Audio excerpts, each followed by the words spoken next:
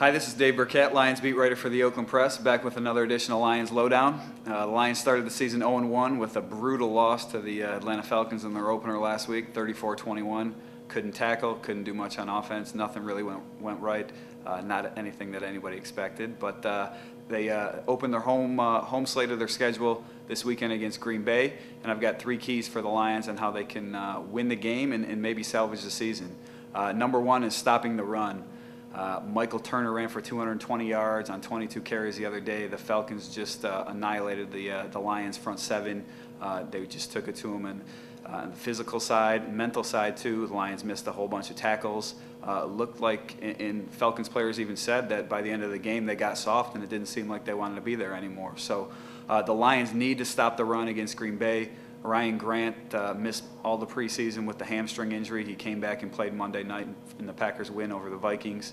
And you know, there's some reports that say he's still going to be worked into the offense kind of slowly here, but he had a good game against the Lions last year, and I think the Lions really need to keep him contained so they can get pressure on Aaron Rodgers, who's really just making his second start at quarterback. He looked good the other night too, but if the Lions can make Green Bay's offense one-dimensional, they have a shot. Number 2 is continue to take advantage of Calvin Johnson, Roy Williams, those big receivers on the outside. You know, the Lions, they say they're a run-first team, and they want to establish that, and they need to, because last year they really got away from that too often and too early in games. We all remember they had games with 6, 7, 8 rushes, and that's just not the way to win a ball game. But at the end of the day, the Lions' best players are their big receivers on the outside. Calvin Johnson had a career high for him in receiving yards the other day, and he's already established himself as one of the top 10 receivers in the league. Roy Williams, you got to get him involved early because he's a guy that can lose focus, but he's a talented guy too. I mean, he had a big touchdown catch the other day against the Falcons, and the Lions really need to take advantage of those 2 guys in order to free up their offense, in order to get the home crowd into things, because right now, you know, the Lions are still closing in, or there's still some questions on whether this might be a sellout or not. So it's important to get those guys involved early and get some points on the board. And lastly, and this isn't a game day thing, but this is kind of a during the week thing, and something that could carry over to Sunday, and that's, you know, keeping a cohesive locker room.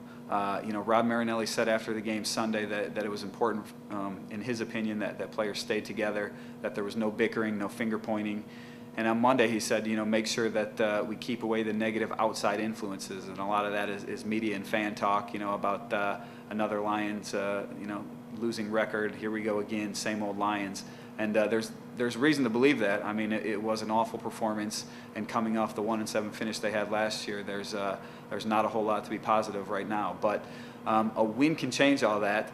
And the sense that I get from being around the team is that the locker room is together right now. There isn't a lot of finger pointing. There is some discussion about, you know, obviously the offensive philosophy. John Kitna, Roy Williams, some of those guys weren't too happy that they didn't get to air the ball out a little bit more. And obviously it'd only be natural from an offensive standpoint to kind of point fingers at the defense a little bit with all the missed tackling that was going on. But it's nothing that's too extreme right now. It's nothing that didn't go away after a day. So. But the thing with this team is that there's a lot of veterans, there's a lot of guys used to winning, and if they see this thing going downhill, you know, you never know what direction they're going to go, and an 0-2 start would signify just that. So the Lions need a win here against Green Bay, I think, you know, in a lot of ways to salvage their season. I know they got a couple winnable games coming up after that, but the last thing you want to do is start 0-2 and give people reason to jump off ship already. Again, I'm Dave Birkett with another edition of Lions Lowdown here on theoaklandpress.com. Check back next week as we look ahead to Game 3 against the 49ers and recap the Lions-Packers game.